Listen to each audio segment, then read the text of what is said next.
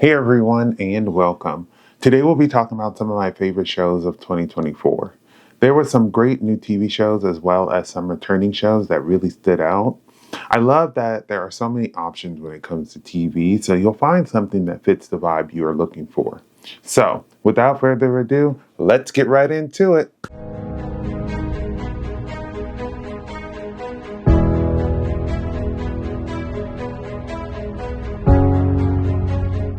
There are so many shows I watched, and as much as I would love to tell you every single one I liked and why, I'm going to spare you, but I do want to mention some good ones that are not on my favorite list but are still worth the time. Here are my honorable mentions: True Detective Night Country, Invincible Season 2, Monarch Legacy of Monsters, Abbott Elementary Season 3, Batman Caped Crusader, Only Murders in the Building Season 4, and The Legend of Vox Machina Season 3. Shogun sees a group of four regents go against the fifth regent because they feel threatened by him because of his family's prestige and think he threatens the balance of power. Throughout the season, we see how the four regents are playing checkers while Toranaga is playing chess, always one step ahead, especially with him having a Westerner on his side, teaching him their battle ways. The show displays this complex political squabble while they are trying to avoid an all out war, and also the importance of not closing yourself off to new ideas because they could benefit you. Anna Sawai really stands out in this cast as a translator whose family has a bad reputation and must try to help this foreigner understand the Japanese culture, but also translate and give advice to Toranaga. The show is a masterclass in a slow burn drama, and with the show being mainly in Japanese, it feels more authentic than trying to have an English show with, the English language. Like, you can read subtitles. I love how Shogun is an introduction to Japanese history, and while you have all of this political drama, they also add in stuff like a giant earthquake, which is a small plot point but something to account for since Japan is on a major fault. The story is fascinating, it's shot beautifully, and the cast is just phenomenal. Agatha All Along made me feel something I haven't felt in a long time. Excited for a new Marvel show. I love the witches, the references to movies and TV shows, and how this show has very loose ties to the MCU, but it feels like you could just hop in and enjoy. Something that I don't think enough shows think about when they're going through their release schedule is when should a show be released, especially for shows that have a theme that would fit a certain season. Agatha All Along did pay attention, which made me excited because this show is a spooky witch show, and they aired it leading up to Halloween and had the finale the day before Halloween, which was perfect timing. And they gave us the last two episodes at once, which I think is way better than giving us the first two or three at once. Agatha All Along is the song that she sang in WandaVision, and I was like, well, there's no way they'll top that song. And they came in swinging with the Ballad of the Witch's Road, which we got so many different versions of, and I was singing along to all of them. Catherine Hahn, Joe Locke, Aubrey Plaza, Deborah Jo Rupp, Ali An, Patti LuPone, and Sashir Zamata all did so good, and they were able to make me so invested in their character story, whether they were for, a long ride or a short one. If there's anything that made me feel like there is some hope left for Marvel, it was this show. So before X-Men 97 came out, I rewatched the original, and I didn't realize how cringe some of that show was. But I love superhero stuff, so I said, I'm still going to watch this one, and I was in love from the get-go. This show picks up right after the ending of the last show with Professor X being presumed dead. Cyclops is leading the team until a shocking bit of info comes to light, which is that Professor X left the team to Magneto, and to no one's shock, there is still a fight to ensure mutants have equal rights. The show highlights Bastion and Mr. Sinister as the villains and throws in so many surprises, like Professor being alive, Madeline Pryor being with the team instead of Jean Grey, Storm losing her powers, and the destruction of Genosha. The show gives us Omega mutants, heart-wrenching moments throughout the entire season and really reminded me of the superhero shows I grew up on that were kid-friendly but also didn't dumb down the information given or try to make the show comedic with a side of action. The show really stood out with the way they were able to tell this story and have you so invested in these characters. They gave the right characters room to breathe and let some of the characters who have spent so much time in the limelight, Wolverine, a chance to take a backseat role, and the fight scene showed these characters using their powers in very interesting ways. It was interesting to see a lot of these heroes showcase the range of their powers, and there was so much to love from the fight scenes to smaller stuff like iconic costume changes. Industry is a show that follows a group of postgrads who are in the finance industry in London working for a company named Pierpoint. I always tell people that it's a mix of Euphoria and Succession, but don't get me wrong, it stands on its own. The show is a stressful one, but one of the highlights is seeing how much the characters have grown from season one and how they are able to adapt to the ever changing world.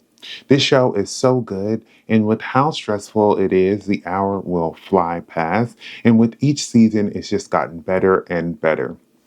Each season of the show has a billionaire whom they are working with, and this season it is Henry, played by Kit Harington, who is this rich man child whose company Lumi is going public, and everything that can go wrong does go wrong, and it brings Pierpoint down too. Harper, Robert, Yaz, and Eric are who I see as the main characters of this show, and it always fascinates me to see where they will end up and who they will hurt to get there. Rishi gets an episode this season that made me realize he's been there for 3 seasons, but I knew nothing about him. And after the episode, I learned he was a dick outside of work. Industry makes you feel like you are working in the finance sector with these characters and leaves you just as stressed. And I love how it doesn't dumb down the material. They throw financial terms out not to confuse the viewer, but to help them feel more immersed in what's going on. You feel so invested in these characters, and one scene had me shocked that I was tearing up because I realized that two characters I had been rooting for will not have a happily ever after. The end seemed very final because they do a whole time jump, but the show is coming back. So I'm interested to see how they will deal with that or if they're going to pivot stories. But this season was so good and it deserves more love, and it definitely should be winning some awards. Blood of Zeus is a show about Greek mythology, which is right up my alley. And after Zeus is killed at the end of season one, season two sees everyone vying for the throne. The story follows Heron, who is a son of Zeus and has the same powers as him, and he is navigating life without his father. His mother, who was his whole world, is dead as well, and his new family is a mixed bag when it comes to them liking him or not. The Eleusinian stone will decide who will be the next ruler, but you have to complete trials set by Gaia. And of course, most of the gods think they will be the best rulers. The story is fascinating to see this outsider be groomed to lead this group who mostly hate him because of who he is. But you can tell Heron is the right person because he is not chasing this position because he thinks he is the best person for it, but more so because he was encouraged by Gaia.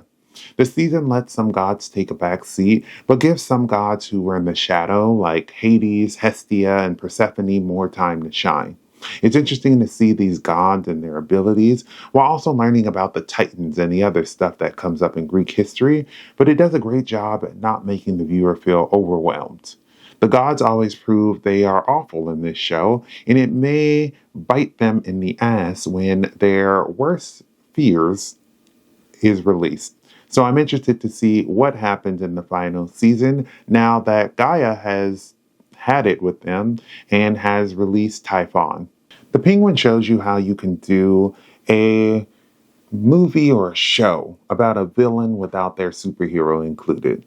The show displays the rise of Oswald Cobblepot, also known as Oz, who yearns to be the leader of the criminal underground in Gotham, but he is not a Nepo baby. He does not come from a high ranking criminal family. Colin Farrell plays Oz, and with the prosthetics and the accent, I almost forgot it was him. The show has a theme of this underdog rising to the top, and instead of asking for a better position in life, he takes it.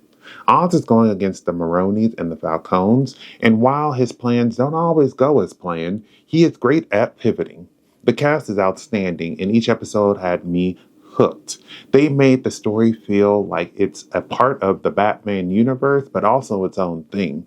I love how they made you feel sympathy for Oz at first, and by the end of the season, you end up hating him, and you also see how he gained all of this power. The show is structured like a mob show, which benefits it because it focuses more on the characters, developing Oz and showing his different relationships instead of focusing on the Batman or just skipping his backstory altogether. After so many supervillain centered shows and movies, I was very nervous about this one, but they did such a good job and they had me looking forward to seeing how well they expand Oz's story and Sophia's as well. And also, speaking of Sophia, Kristen Milioti, I have only seen her in more happy, fun roles, and seeing her as a villain in this show, oh my god, she was so good. I was so impressed with her from the get-go. So definitely watch this one. It was definitely worth the watch.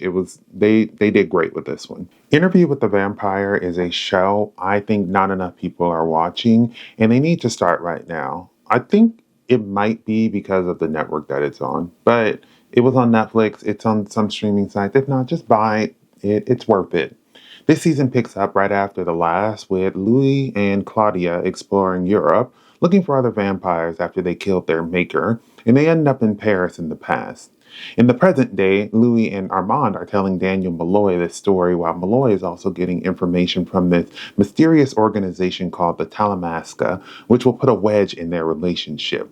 This show has great acting. The story hops between three main time points this season very smoothly, I might add. The locations are so fascinating and they do such a great job with costumes, which help to understand what time we are in.